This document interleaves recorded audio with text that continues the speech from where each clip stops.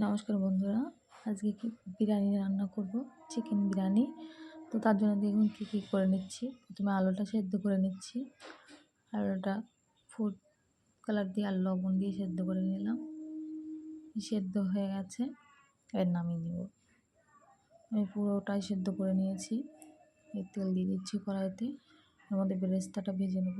আমি বেরেস্তার পেঁয়াজটা একটু মোটা মোটা করে কেটেছি, আপনারা সরু সরু করেও কাটতে পারেন। এখানে আমি মশলা করে নিচ্ছি মিক্সচারে। মশলাতে দিয়েছি আদা, রসুন আর কাঁচা লঙ্কা, আর কিছু দিইনি। পেস্টটা হয়ে গেছে।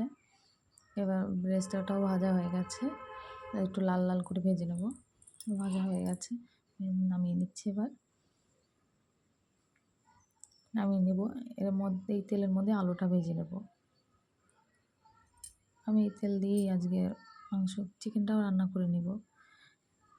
আলু ভাজা হয়ে গেছে, আলু নামিয়ে নিলাম। এর মধ্যে মাংস রান্নার জন্য তেজপাতা, শুকনো লঙ্কা আর জিরে দিয়ে দেবো।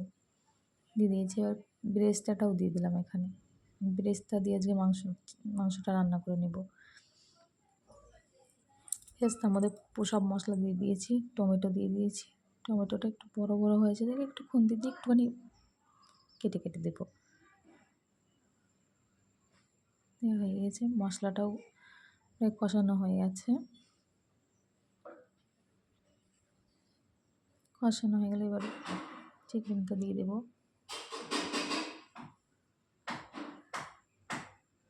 চিকেন দেওয়া হয়ে এবার কষানো হয়ে গেছে মাংসটা। জল দিয়ে দিচ্ছি পরিমাণ মতন। এই জলে বিরিয়ানি ভাতটা রান্না করব। মাংসটা রান্না হয়ে গেছে, জলটা ফুটে গেছে, চাল দিয়ে দিচ্ছি। চালটা দিয়ে দিলাম। মাংসটা রান্না হয়ে গেছে।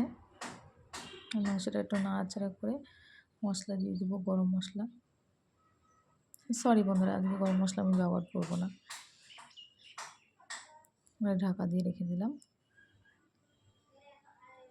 ভাতটা হয়ে গেছে। ভাতটা আমি 80% করে নেব। আমি ভাতটা রান্না করার জন্য চালটাকে ভিজিয়ে রাখিনি, আমি চালটা ধুয়ে দিয়ে দিয়েছি। ভাত হয়ে গেছে, ভাতটা নামিয়ে নেব। নামিয়ে নিয়েছি। এখন ওই হাঁড়িতেই আমি ঘি দিয়ে দিয়েছি। ঘিটা পুরোটা জায়গা লাগিয়ে নেব ভালো করে, ছড়িয়ে ছড়িয়ে লাগিয়ে নিলাম। এই ভাতটা দিয়ে দিচ্ছি। ভাতটা সুন্দর করে চারিপাশে গোল করে দিয়ে দেবো। দিলাম, বেরেস্তা দিয়ে দিয়েছি। এবার ফুড কালার দিয়ে দিচ্ছি। ফুড কালার দিয়ে দিলাম, মানে মাংসটা দিয়ে দিলাম। আবার মাংস আলু সাজিয়ে দিয়ে দিলাম। আবার উপরে ফুড কালার দিয়ে দিলাম। ঘি দিয়ে দিয়েছি। বিরিয়ানি মশলাটা দিয়ে দিয়েছি।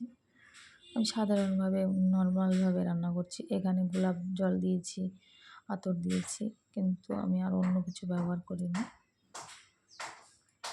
উপর দিয়ে বেরেস্তা দিয়ে দিলাম। সুন্দর করে মাংসের ঝোল ছিল, ঝোলটাও দিয়ে দিচ্ছি।